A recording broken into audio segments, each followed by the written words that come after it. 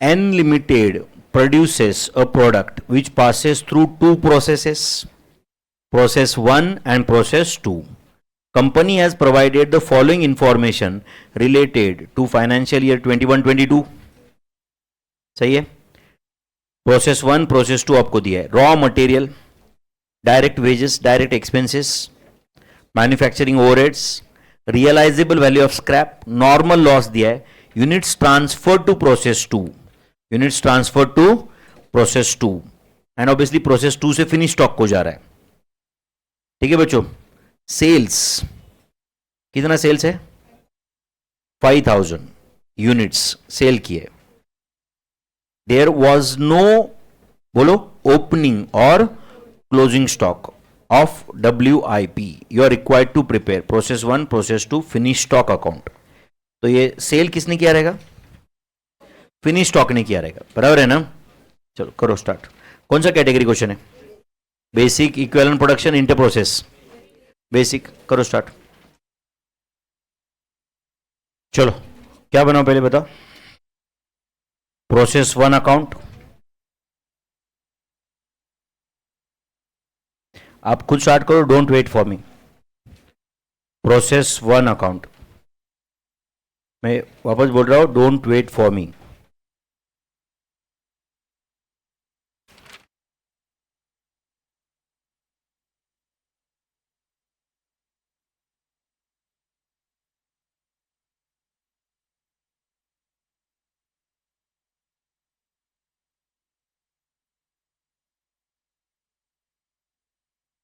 क्या फॉर्मेट है? पर्टिकुलर्स के बाद क्या?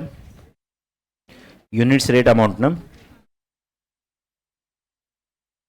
यूनिट्स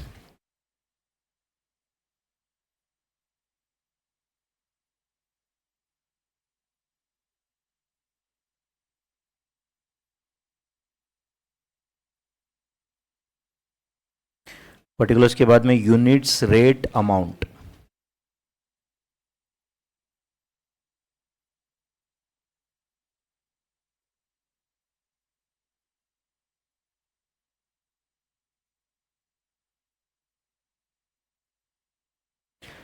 अच्छा, प्रोसेस 1 अकाउंट के बाद में वो एक वर्किंग नोट के लिए जगह होना चाहिए अगर आप सभी फॉर्मेट बना रहे हो तो. बराबर है ना? क्यों, क्या वर्किंग नोट बनता है याद है ना आपको? नहीं बनेगा तो ठीक है ना, वो जगह वेस्ट गया तो चल सकता है, बट जगह छोड़ने का. एंड अगर नहीं छोड़ा, बाई चांस एग्जाम में रह गया, तो एंड में बनाने का कोई प्रॉब्लम नहीं. Cost per unit of output of process 1 बोल के एंड में भी लिखा तो कोई प्रॉब्लम नहीं. कितने अकाउंट बनाने आपने को? 3. वैसे फिनिश स्टॉक अकाउंट तो मुझे लगता है कि 2-4 लाइन का ही बनेगा बस, उसमें कुछ खर्चा है ही नहीं. बराबर है ना? है कि नहीं बच्चों? Process 1 account, then process 2 account.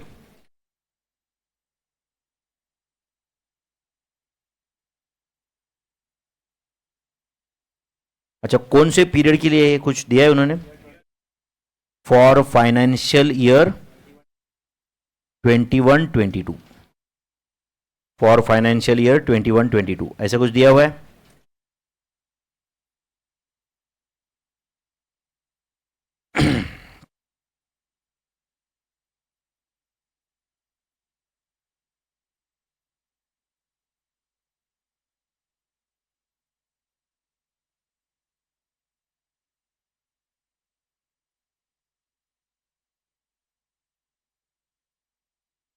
और थर्ड कौन सा अकाउंट बना रहे हो आप?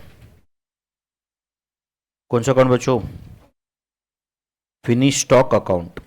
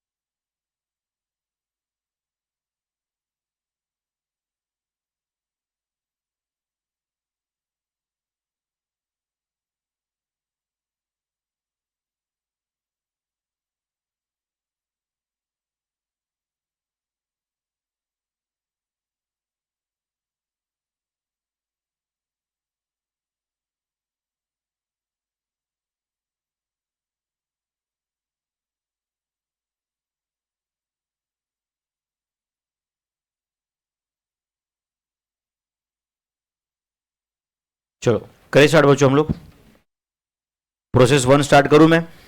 बोलो प्रोसेस 1 अकाउंट। चलो अगर कुछ फॉर्मेट बचा है तो भी बाद में करना। भी प्रोसेस 1 में बताओ मुझे क्या क्या आएगा। टू, बोलो बच्चों, टू रॉ मटेरियल लिखो या टू इनपुट मटेरियल लिखो, बात एक ही है। टू रॉ मटेरियल बोलो 6500 एट अ रेट ऑफ 65। तो 6500 इंटू 65 422 500, सही है। Then to direct wages, to direct wages कितना 1,40,000। Then to direct expenses, to direct expenses 1,40,000 का 30%, ऐसे लिखा ब्रैकेट में आपने 42,000। और कुछ to manufacturing overheads, to manufacturing overheads कितना 21,500। टू मैन्युफैक्चरिंग ओवरहेड्स आ गए। अभी बाय नॉर्मल लॉस ब्रैकेट में, बाय नॉर्मल लॉस ब्रैकेट में सेल ऑफ स्क्रैप लिख रहे हो क्या बच्चों? बाय नॉर्मल लॉस ब्रैकेट में सेल ऑफ स्क्रैप कितना कितना परसेंट है? कुछ दिया है क्या? अच्छा डायरेक्ट ही दिया है 250 एट अ रेट ऑफ 4 ना, कितना रहे 1000। अब हमने क्या कैलकुलेट करना चाहिए? Cost per unit of output of process 1, cost per unit of output of process 1। तो यहां पे वर्किंग नोट बना रहा हूं मैं, cost per unit of output of process 1।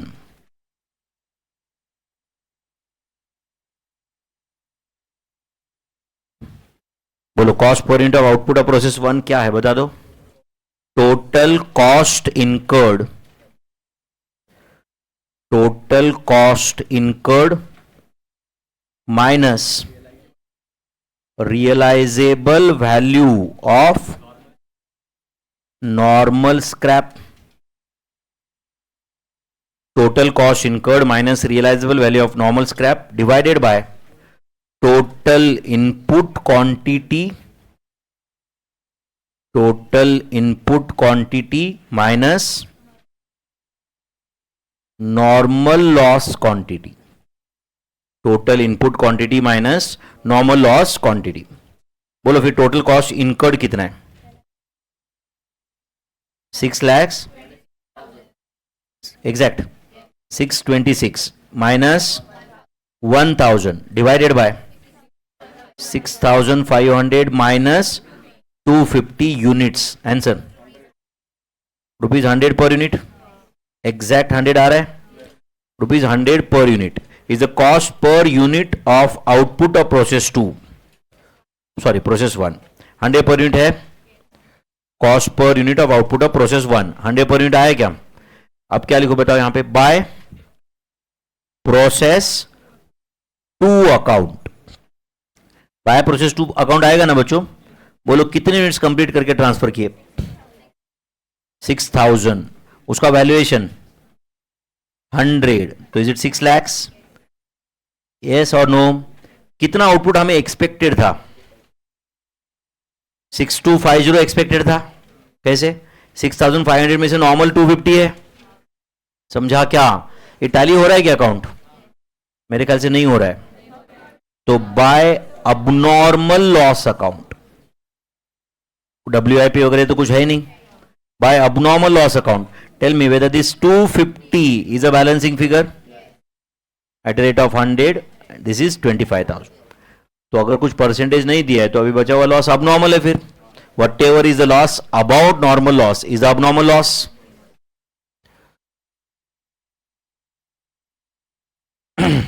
चलेगा बच्चों? चलो बोलो फिर अभी, इज इट 6500 एंड बोलो कितना रही है? 6,26,000। तो इट्स 6500 and 6 lakhs 26,000। तो ये प्रोसेस 1 अकाउंट कंप्लीट हुआ क्या? प्रोसेस 1 अकाउंट कंप्लीट हुआ क्या?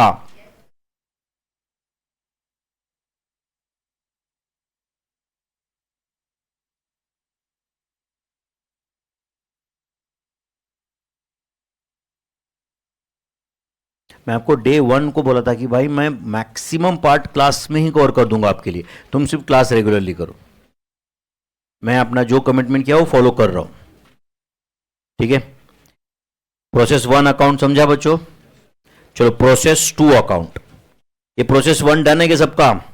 चलो प्रोसेस 2 में सबसे पहले क्या लिखो? कुछ ओपनिंग स्टॉक वगैरह तो है नहीं, बराबर ना बच्चों? क्या लिखो? To process 1 account, to process 1 account. कितने यूनिट्स है? 6,000 एट ए रेट ऑफ 100। बोलो 6 lakhs to process 1 account. Then 2 direct wages,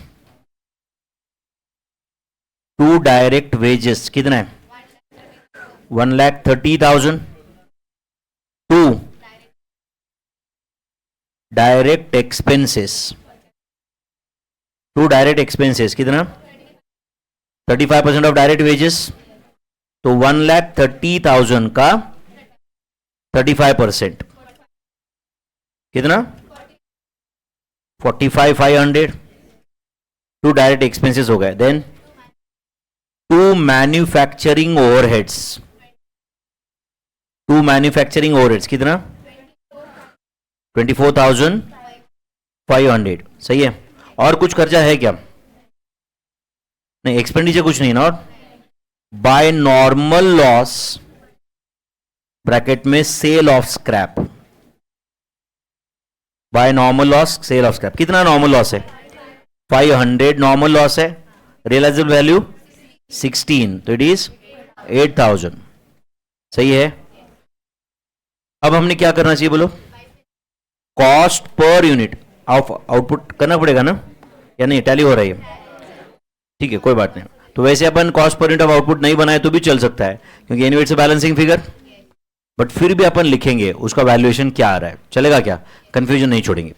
right on cost per unit of output of process 2। कोई नुकसान तो नहीं होगा ना?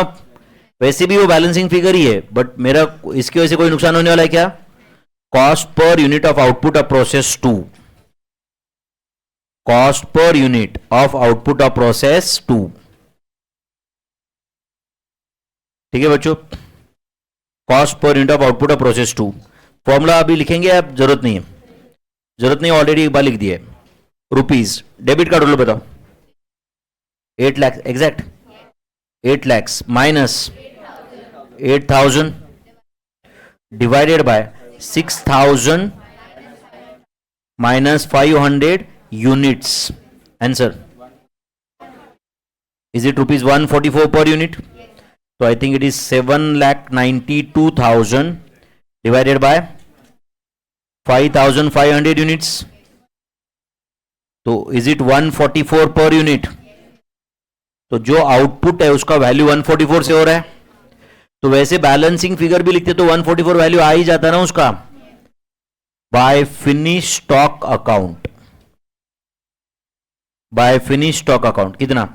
5,500 एट अ रेट ऑफ 144, 7,92,000। अच्छा, मैं वर्किंग नोट नहीं भी बनाता तो आंसर आ ही रहा था कि नहीं? तो टोटल 6,008 lakhs, 6,008 lakhs। सही है। तो ये प्रोसेस 2 अकाउंट कंप्लीट हुआ क्या? एक बार कंफर्म करो। प्रोसेस 2 अकाउंट डन है क्या? प्रोसेस 2 अकाउंट कंप्लीट हुआ क्या?